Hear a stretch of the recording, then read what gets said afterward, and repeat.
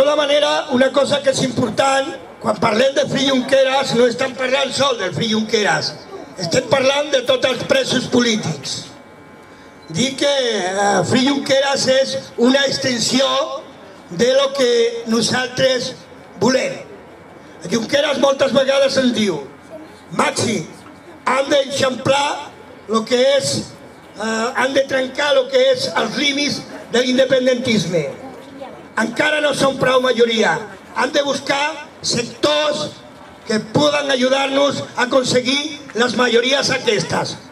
Per exemple, nosaltres a Sant Vicent dels Horts, pues, el 80 o el 90% de la gent que tenim és gent de parla castellana, identificada amb el poble de Catalunya i lluitant per el poble de Catalunya.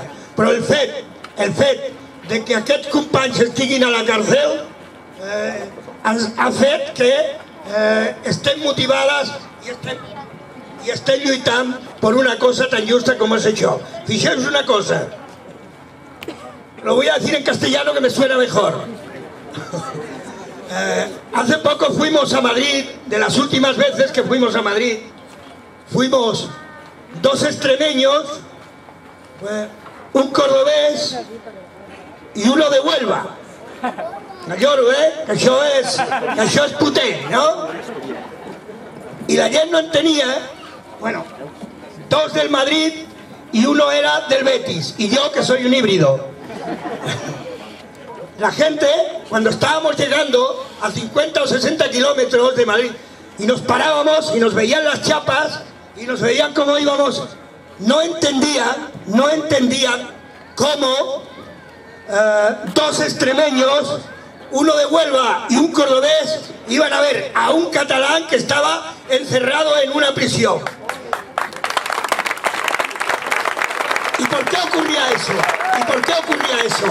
Eso ocurría porque la imagen que están dando allí abajo es de que en Cataluña no hay diversidad, de que en Cataluña el que no habla catalán es condenado y de que en Cataluña no se tolera que la gente sea diversa.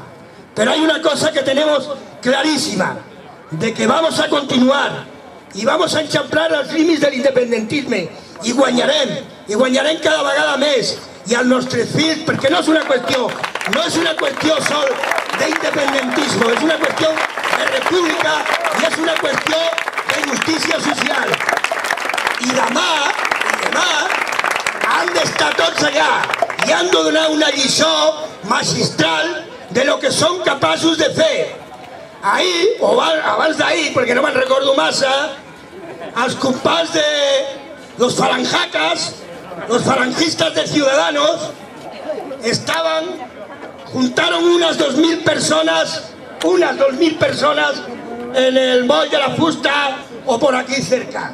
Els mitjans de comunicació se van ocupar permanentment de fer-li soroll com si haguessin estat 40.000 persones. I això és la connivència que té l'estat espanyol amb els seus mitjans i amb les cloaques de l'estat, que estan permanentment lluitant perquè nosaltres no ens han sortit a la nostra. I per què volen això?